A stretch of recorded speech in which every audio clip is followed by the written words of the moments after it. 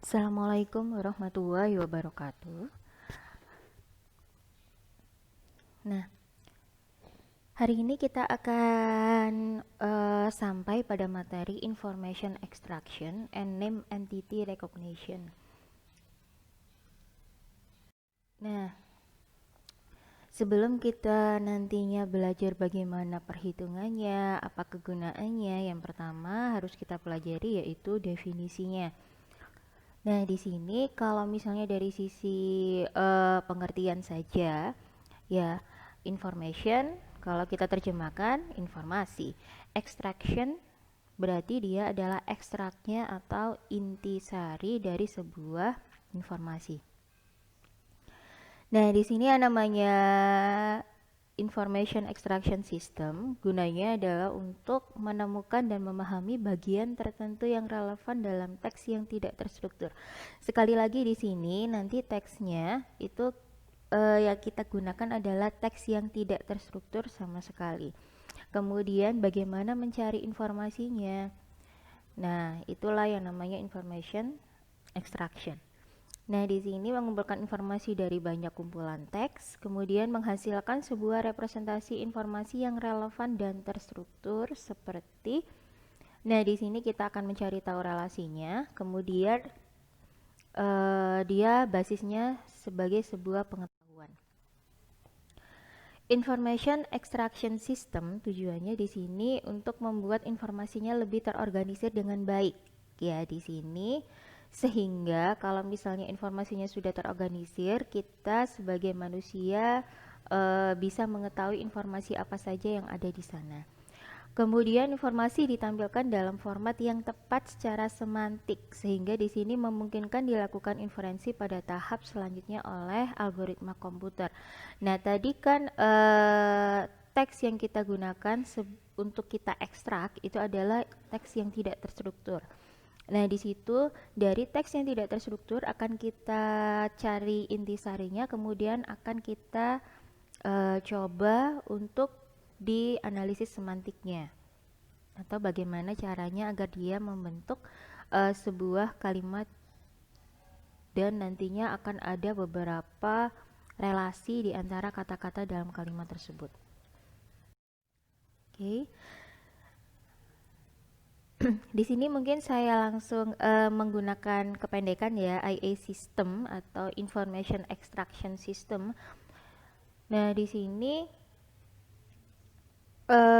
sebetulnya secara singkat itu kita bisa mendefinisikan bahwa sebuah information extraction itu siapa melakukan apa, ke siapa, kapan, dan di mana. Jadi di sini yang namanya sebuah ekstrak atau intisari dari sebuah informasi kan biasanya seperti itu ya. Kalau ada beberapa kata tanya yang kita gunakan untuk mencari informasi kan biasanya siapa, kapan, di mana gitu kan ya. Nah, itu nanti bisa kita telusuri di sini bagaimana caranya. Tugas yang sering dilakukan pada IE itu untuk mengidentifikasi entitas.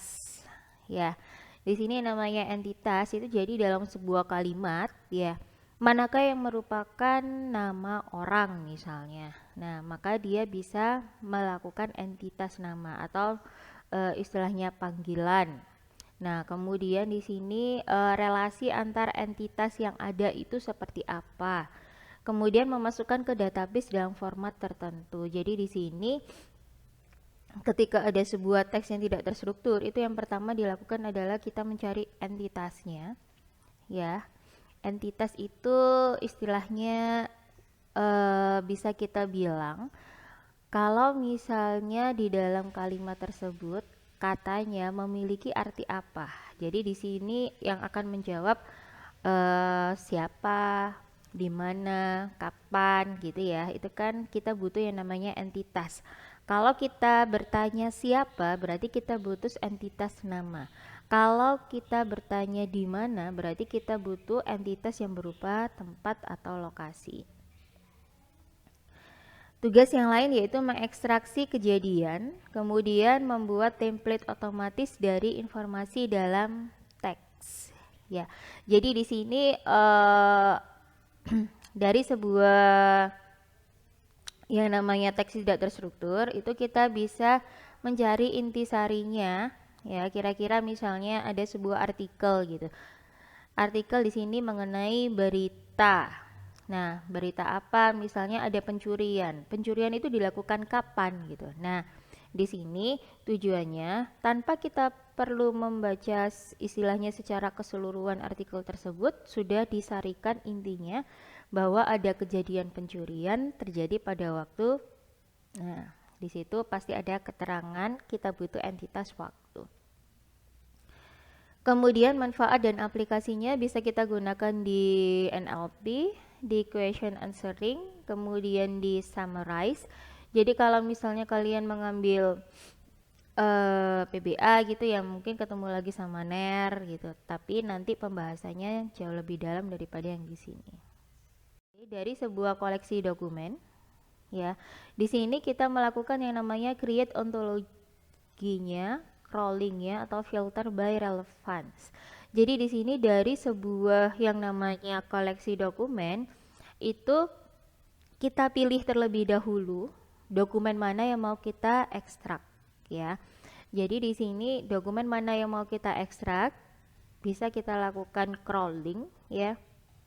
Jadi istilahnya kita mengambil sebanyak mungkin yang namanya dokumen, kemudian di sini mungkin filter by relevance, kira-kira dokumen yang sesuai untuk saya lakukan information extraction itu yang seperti apa, itu dipilih dulu.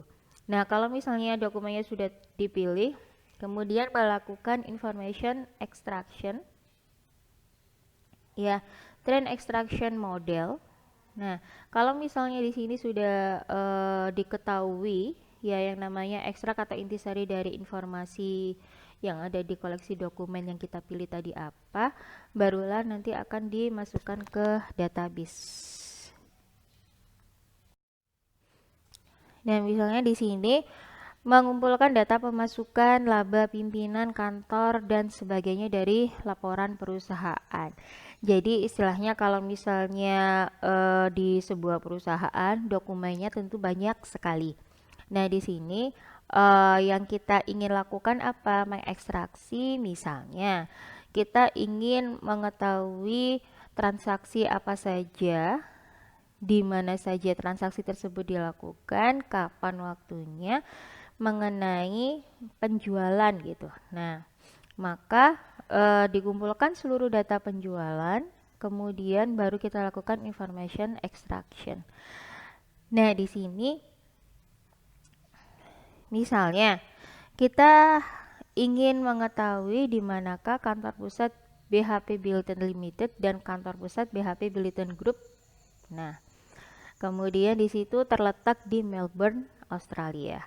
Nah, kalau misalnya dari sebuah teks yang tidak terstruktur seperti ini, sebetulnya kita bisa mencari intisari dari kalimat ini. Nah, intisarinya apa? Di sini ada yang namanya kantor pusat, BHP Billiton, kemudian di sini ada yang namanya tempat yaitu Melbourne, Australia. Nah, berarti setelah kita pilih yang namanya kata-kata yang kita anggap penting dalam kalimat tersebut, yang kita anggap kata tersebut mengandung entitas, ya. Di sini BHP Billiton Limited berarti dia entitasnya sebuah nama perusahaan gitu ya. Kemudian Melbourne, Australia berarti dia adalah nama tempat. Mempelajari interaksi produk obat dari literatur penelitian medis. Ini misalnya contoh yang lain. Nah, kalau dari dokumen yang tadi itu sebetulnya kalau misalnya kita memilih sebuah beberapa dokumen dari koleksi dokumen yang banyak, kemudian ingin kita lakukan ekstraksi informasinya, itu misalnya kita target dari ekstraksi informasi tersebut adalah headquartered in, alias dia berkantor pusat di mana, berarti dia harus ada nama perusahaannya sama kota tempat kantor pusat perusahaan tersebut. Nah, dari beberapa kalimat ya yang ada di dokumen itu bisa kita simpulkan berarti kita hanya ingin mencari yang namanya nama perusahaannya apa, kemudian nama kotanya apa, dan di sini target relasinya itu adalah headquarter in alias dia berkantor pusat di mana. Nah, ini sebetulnya dokumennya kan masih panjang gitu ya, dipanjang. Nah, itu yang namanya information extraction harus bisa mengambil yang namanya entitasnya saja gitu. Jadi misalnya eh, nama perusahaan apa, kotanya di mana, itu yang diambil dari sekian banyak kata-kata yang ada di dokumen ini. Di sini contoh low level information extraction adalah deteksi event pada Apple Mail atau Gmail. Nah, di sini kalau misalnya kita mendapatkan email gitu ya, mungkin di dalamnya itu ada mengundang kita pada hari apa gitu ya. Nah, di situ dia bisa langsung mendeteksi mau disimpan di Google Calendar kah gitu. Nah, itu berarti dia sudah melakukan information extraction. Jadi dari keseluruhan email tersebut sebetulnya informasi yang penting yang ada di sana atau entitasnya itu adalah mungkin lokasinya di mana, waktunya kapan gitu ya. Kemudian acara apa itu bisa dideteksi oleh Gmail. Biasanya berbasis pada regex dan name list. Nah, regex masih ingat regex ya. Jadi istilahnya regex kan regular expression itu yang biasanya kita lakukan untuk mencari string di dalamnya string gitu ya. Sebetulnya kita lakukan pencarian pola sebuah string tertentu di sini kalau pakai regex. Nah, di sini kalau misalnya ketemu yang namanya waktu gitu ya, entitas waktu. Nah, ini Mas maukah kita simpan di Google Calendar? Sekarang kalau misalnya Google itu kan sudah bisa ketika kita mengetikkan di sini query-nya BHP Billiton Headquarters itu baru istilahnya best guess for. Nah, artinya apa di sini Google mengekstraksi beberapa dokumen yang sesuai dengan query-nya di sini. Nah, jadi Google bisa menyimpulkan bahwa dia headquarters-nya di sini. Mention on at least. Jadi dari 9 website yang ada ya, itu best case-nya dari pertanyaan ini adalah ini. Oke. Ini juga berarti Google sudah melakukan information extraction. Nah, kenapa information extraction itu istilahnya susah untuk dilakukan di web? Jadi gini, misalnya kalau manusia pasti tahu kalau ini adalah buku, tapi bisa jadi komputer mengenalinya sebagai toys karena berada di bawah menu toys. Jadi gini, ketika kita melakukan mencari sesuatu, di sini contohnya adalah buku, ya, antik. Nah, kemudian kita pilih kategorinya toys. Nah, dan ternyata apa di sini itu kan bukan mainan gitu ya, tetapi di sini adalah buku. Oke. Nah, a book not a toy. Jadi di sini kalau misalnya ini web mengenai buku, berarti dia meskipun di sini kategorinya toy, dia itu isinya adalah sebuah buku. Nah, tetapi kalau misalnya komputer yang langsung menerjemahkan, maka dia dianggap dia adalah mainan gitu. Nah, di sini lagi ketika kita menemukan dokumen yang seperti ini, itu kita harus bisa mengekstraksi sebetulnya. Jadi gini, misalnya ini adalah halaman web yang kalian harus ekstrak informasinya. Nah, informasi sebetulnya dari satu halaman web ini lebih banyak bagian tidak pentingnya kan ya, yang tidak berisi informasi. Misalnya bagian atas ini bagian kanannya tidak penting, iklan-iklan itu nggak penting juga. Nah, sebetulnya yang informasi yang paling penting di sini adalah judul bukunya apa, gitu kan ya. Kemudian harganya berapa. Oke. Harganya berapa. Nah, kemudian di sini bagaimana yang namanya information extraction itu berguna? Di sini seperti contoh yang ada di slide, itu sebetulnya kalau iklan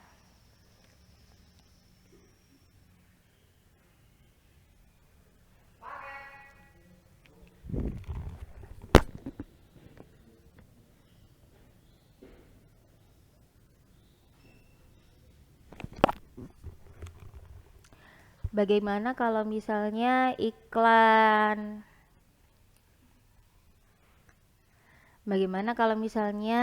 yang ada di surat kabar gitu ya. Biasanya mereka menuliskan dalam bentuk kata-kata yang panjang sekali. Nah, panjang sekali atau misalnya singkat sekali. Nah, padahal istilahnya informasi yang diberikan di sana tidak terlalu terstruktur di situ. Bedakan dengan yang namanya yang ada di misalnya web ya, web jualrumah.com kayak gitu ya, bandingkan dengan yang ada di surat kabar misalnya.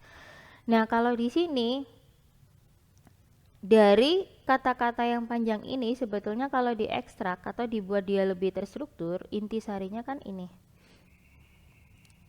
Nah, inilah yang dinamakan kegunaannya namanya information extraction. Jadi bagaimana yang namanya komputer itu bisa mengekstrak informasi, dan kalau misalnya sudah diekstrak kita bisa lebih mudah untuk mengerti isi dari informasi tersebut apa.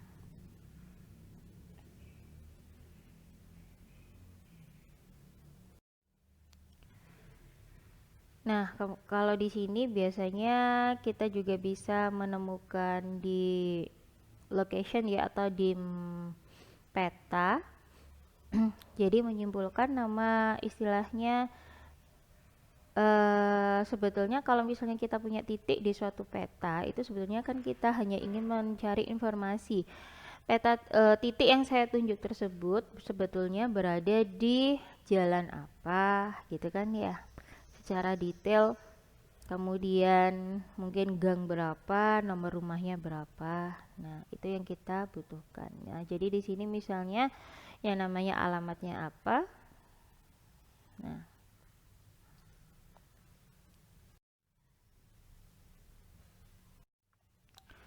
Nah, di sini kemudian apa bedanya information extraction dengan information retrieval? Kalau di sini information retrieval itu kan sifatnya berdasarkan user query, kemudian teks atau dokumen yang relevan itu akan ditampilkan berdasarkan user query tersebut.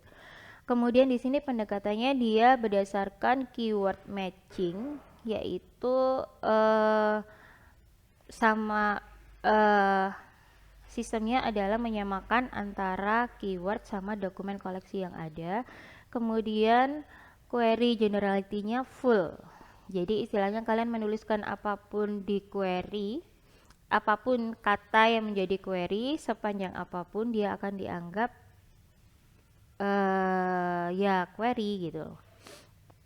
Jadi query apapun yang ada yang kalian tuliskan itu akan dicari dokumen yang relevan dengan kata-kata tersebut. Nah, kalau information extraction itu beda karena di sini analisis linguistik yang ditargetkan pada informasi yang relevan. Jadi kita menargetkan suatu informasi tertentu yang mau kita peroleh. Jadi misalnya kalau di koran gitu ya, di iklan jual rumah, maka informasi yang kita targetkan untuk diperoleh itu adalah luas rumah atau luas tanah gitu ya. Mungkin harganya berapa, letaknya di mana. Nah, mungkin hanya itu saja, berarti istilahnya kita menargetkan informasi tertentu yang kita cari. Kemudian user query-nya adalah informasi yang relevan. Ingat di sini tidak semua kata itu berisi informasi gitu ya.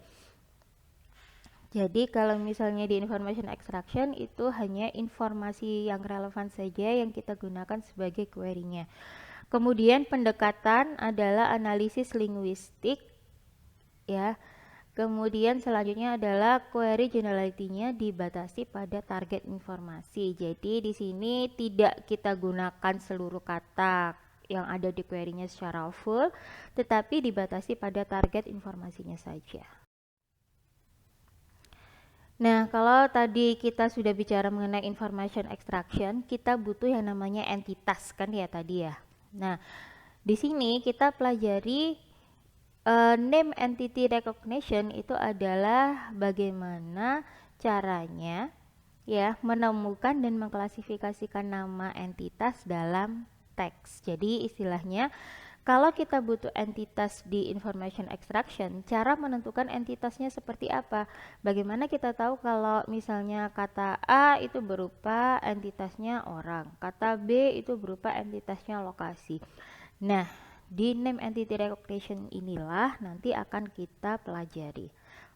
Nama entitas apa saja itu tergantung dari aplikasinya.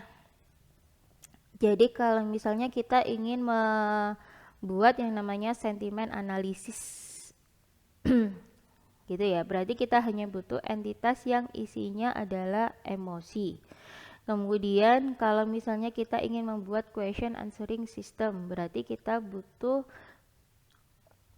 entitas yang merepresentasikan hasil dari pertanyaan kita. Jadi misalnya kata tanyanya siapa, berarti entitasnya berupa orang. Kalau kata tanyanya kapan, berarti entitasnya berupa waktu dan seterusnya. Nah, sekali lagi itu tergantung dari aplikasinya ya. Jadi kalau misalnya kita aplikasinya di sini ranahnya biologi atau kedokteran, berarti kita harus tahu yang namanya yang merupakan gennya apa, proteinnya yang mana, kemudian mungkin keterangan namanya apa. Nah, itu tergantung dari aplikasinya. Jadi istilahnya entitas yang mau kita cari itu tergantung aplikasinya. Ya, di sini misalnya kita punya yang namanya kalimat seperti ini. Nah, kalau kita gunakan NER untuk menemukan dan mengklasifikasi, jadi di sini menemukan terlebih dahulu baru kemudian mengklasifikasi. Nah, di sini merupakan entitas yang mana? Oke. Di sini sudah ditemukan entitasnya. Kalau sudah ditemukan, mau kita klasifikasikan menjadi person, date sama organization. Ya, jadi kalau misalnya yang namanya yang saya kasih di sini warna biru berarti dia person gitu ya. Oke, kemudian yang hijau itu organization, yang date warna abu-abu misalnya. Nah, manfaatnya melakukan indeksi entitas dan sebagainya. Jadi identifikasi ya di sini kalau seperti contoh tadi. Jadi bagaimana kegunaan NER itu adalah mengidentifikasi manakah yang merupakan entitas. Sentimen bisa disematkan pada perusahaan atau produk. Banyak relation information extraction relation yang menjadi asosiasi antar entitas. Untuk question answering, jawaban kebanyakan adalah entitas. Nah, ini adalah gunanya yang namanya NER. Oke, seperti yang saya terangkan tadi, sebetulnya dari information extraction kita butuh yang namanya entitas. Nah, 3 pendekatan standar untuk NER ya, di sini dalam kurung yang digunakan di information extraction ada 3 pendekatan. Yang pertama handwritten regular expression ya, yang kedua using classifier, yang ketiga sequence model. Nah, di sini yang ada di slide ini mungkin hanya saya kasih contoh yang 1 sama 2 karena yang ketiga ini lumayan kompleks ya.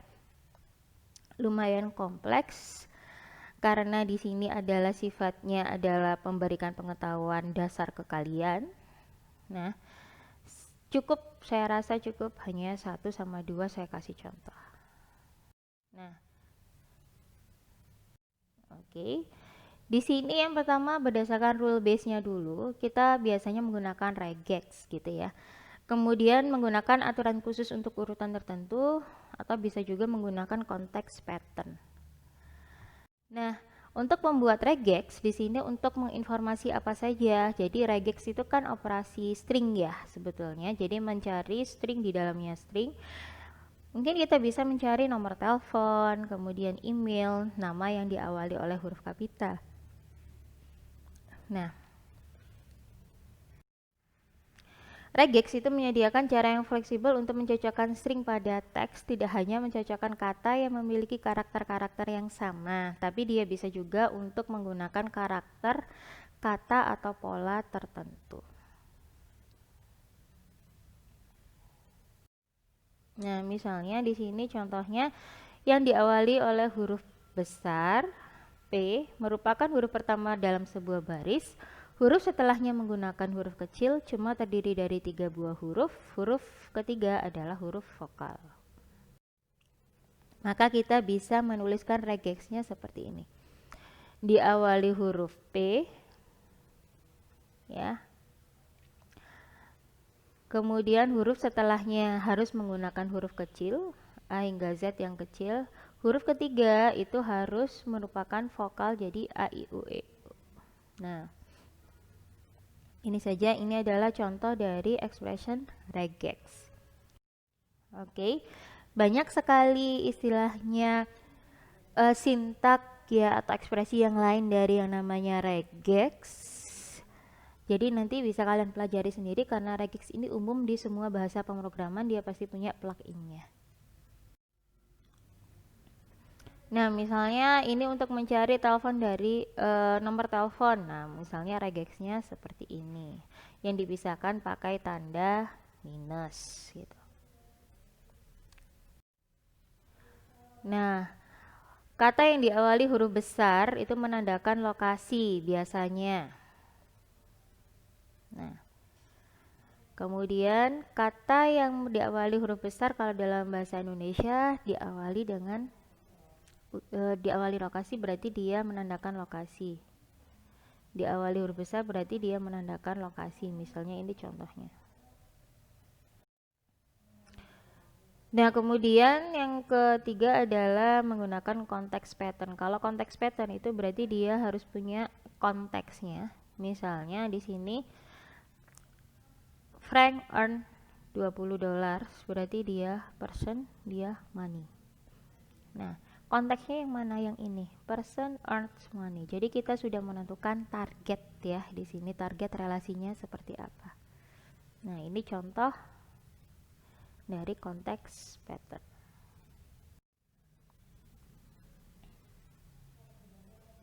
Nah,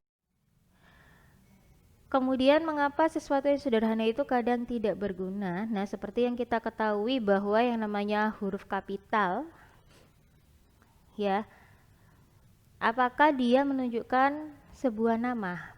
Pasti dia sebuah nama. Belum tentu tidak ya. Belum tentu benar. Bisa jadi tidak. Kemudian dia bisa juga sangat tricky. Misalnya kata pertama dalam kalimat pasti dia diawali huruf besar. Kalau kita cari yang namanya, tolong cari entitas nama gitu ya, berarti harus dicari yang huruf besar. Nah, padahal ternyata yang ketemu itu adalah kata pertama dari kalimat dan dia bukan nama. Kadang judul di website semuanya pakai huruf besar. Ada juga yang mengandung huruf kecil. Ya, misalnya di sini University of Southern California, of-nya pakai huruf kecil. Pada kasus khusus yaitu bahasa Jerman, semua kata benda harus memakai huruf besar. Nah, entitas yang sama bisa jadi memiliki beberapa variasi. Ya, Pak, Prof. Nah, Ahmad Yani orang sama Ahmad Yani jalan. Kenapa dia juga akan memunculkan ambigu? Karena di sini di Indonesia hampir setiap jalan itu nama orang gitu ya. Kalau enggak nama kota, kalau enggak nama buah gitu. Nah, makanya di sini juga munculnya yang namanya ambigu. Nah, yang terakhir ini akan saya jelaskan mengenai naive Bayes. Jadi kita mencari name entity recognition menggunakan classifier naive Bayes. Oke, karena di sini mulai yang namanya perhitungan ya atau manualisasinya. Saya punya 4 buah dokumen di sini. Dokumen yang pertama, Santika akan pergi ke Bali bersama Supriyadi. Dokumen yang kedua, Hotel Santika berada di Jalan Merapi. Dokumen ketiga, Supriyadi menginap di Hotel Santika sebelum berangkat ke Merapi Center. Dokumen 4, Jalan Merapi macet sampai Jalan Supriyadi. Nah, kalau misalnya kita cari entitasnya yang sebetulnya merupakan entitas hanya yang saya kasih warna gitu ya. Nah, di sini ada kata Santika, ada kata Santika, tapi warnanya beda. Kenapa? Karena dia dianggap Santika adalah nama orang, D adalah organisasi.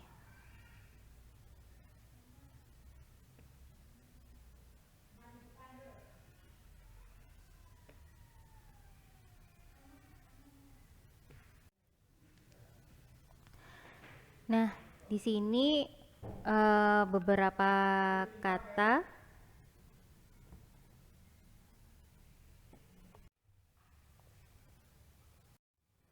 Nah, di sini setelah ditemukan entitasnya, ini yang awalnya itu adalah entitasnya karena ini sebagai data latih, jadi diklasifikasikan terlebih dahulu atau diberi label terlebih dahulu. Misalnya di sini nama person Santika Supriyadi Supriyadi, nama organisasi Santika Santika Merapi. Jadi di sini satu kata bisa dia masuk lebih dari satu kelas ya. Kemudian nama lokasi Merapi Merapi Bali Supriyadi. Nah, ini yang merupakan data tesnya.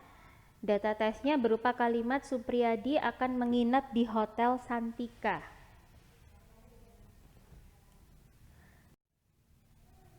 Nah, berdasarkan data latih tadi, ini nanti akan kita klasifikasikan menggunakan naive Bayes. Jadi di sini kita anggap beberapa kata sudah terlabeli ya. Nah, ini adalah data tesnya. Kalau ada Supriyadi akan menginap di Hotel Santika, maka kata Supriyadi sama Santika itu dia akan masuk ke mana? Nah, kembali lagi ketemu sama yang namanya multinomial naive Bayes dengan rumus yang sama kalau saya bilang ya. Tetapi di sini ada beberapa penggunaan yang berbeda. W di sini dianggap W-nya itu adalah kata, C adalah kategori. Jadi kalau peluang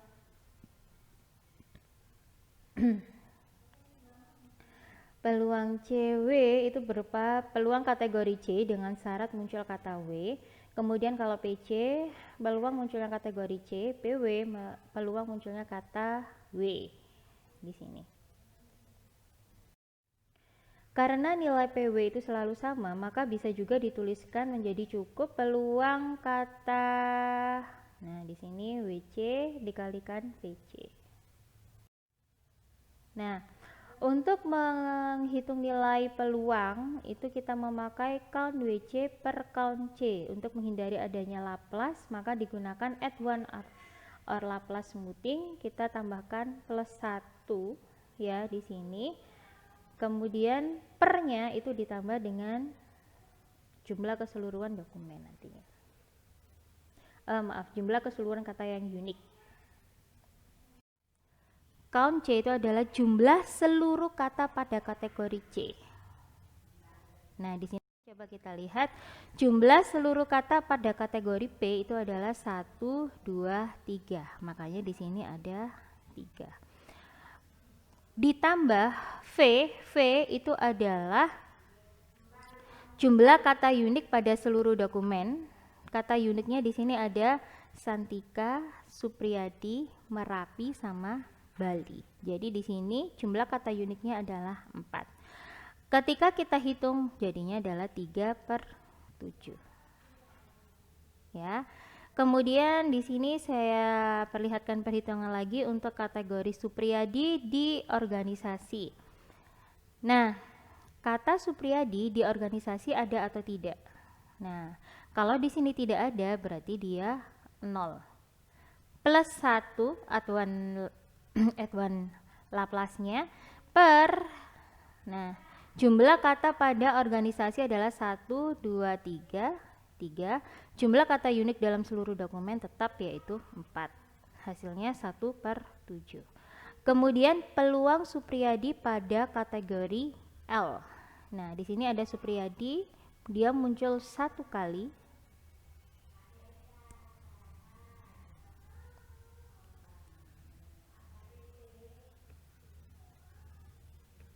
Ya. Supriyadi dia munculnya 1 kali pada kategori L, ya. Kemudian plus aduan Laplace-nya per jumlah kata pada kategori L, 1, 2, 3, 4. Nah, 4 plus kata unik, ya. Kata unik yaitu jumlah kata yang unik di sini Santika, Supriyadi, Merapi sama Bali, maka tetap nilainya adalah 4, hasilnya 2/8. Oke, saya lanjutkan kembali. Nah, di sini selanjutnya setelah kata Supriyadi, di sini ada yang namanya menghitung peluang, ya, PCW-nya. Jadi peluang kata Supriyadi pada kategori C-nya itu berapa saja? Coba dilihat, kita ketemu PWC-nya 3/7 dikalikan peluang B adalah 1/3, maka hasilnya adalah 3/21. Untuk ini tidak usah kita hitung, ya, karena pernya pastinya sama kan, ya, maka kita cukup memperhatikan ini aja, 3/21, 1/21, 2/24. Oke, terbukti bahwa peluang Supriyadi tidak perlu dihitung, ya, karena sama, sehingga cukup memakai rumus PWC dikalikan PC saja. Nah, karena kelas P memiliki peluang terbesar, maka Supriyadi akan masuk ke entitas P atau persen, karena dia nilainya paling besar di antara yang lain. Nah, oke, sekarang saya lanjutkan kembali. Kata Supriyadi sudah dikategorikan menjadi P gitu ya, berdasarkan data latih tadi. Kemudian akan kita masuk ke kata selanjutnya, akan. Nah, karena kalau akan itu ketemunya kan 0 ya, karena di sini nggak ada kata akan, 0 ditambah satunya dari aduan Laplace-nya. Jumlah 3 ini adalah dari kategori P, jumlah katanya ada 1, 2, 3 ditambah jumlah kata unik yang ada dalam keseluruhan dokumen, 1, 2, 3, 4, maka 4. Peluang munculnya kata akan pada kategori O, ya, di sini nggak ada kata akan juga, maka nilainya 0, ya, ketemu. Kata akan pada kategori L nilainya juga 0. Oke, karena di sini jumlahnya beda, 1, 2, 3, 4, maka jumlah kata pada kategori L adalah 4 ditambah 4 jumlah kata unik dalam keseluruhan dokumen. Ketemulah hasil seperti ini. Kalau misalnya kata masuk ke entitas person atau organisasi karena nilainya sama. Nah, sekarang untuk kata selanjutnya yaitu Santika. Di sini misalnya menginap di hotel dan seterusnya itu mengalami perhitungan yang sama ya. Di sini saya coba contohkan lagi adalah Santika. Kata Santika di entitas P ada atau tidak? Oh, ada, ternyata nilainya 1. Maka 1 akan ditaruh di sini.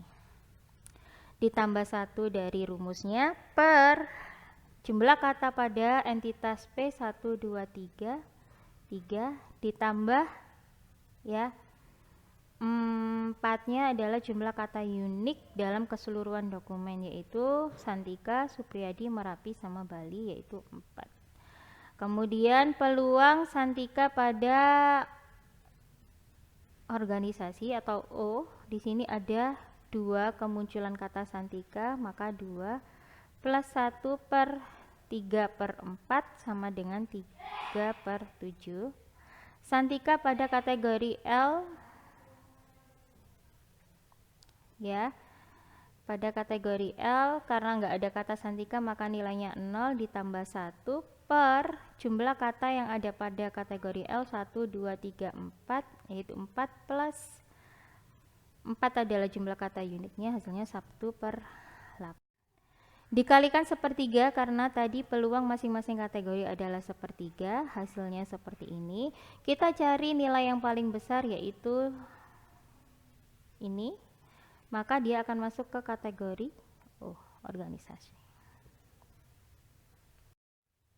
Nah, di halaman yang terakhir ini akan ada yang namanya latihan. Di latihannya kalian tidak perlu mengklasifikasikan semua kata, hanya kata yang saya kasih garis bawah saja yang perlu kalian klasifikasikan. Jadi D1 sampai D4 itu adalah data latihnya, D5 adalah data tesnya. Itu yang nanti harus kalian hitung dia masuk kategori yang mana. Ya, Haryono, Brawijaya, Malang. Nah, itu masuk ke kategori yang mana atau entitas apa. Sekian materi hari ini. Wassalamualaikum warahmatullahi wabarakatuh.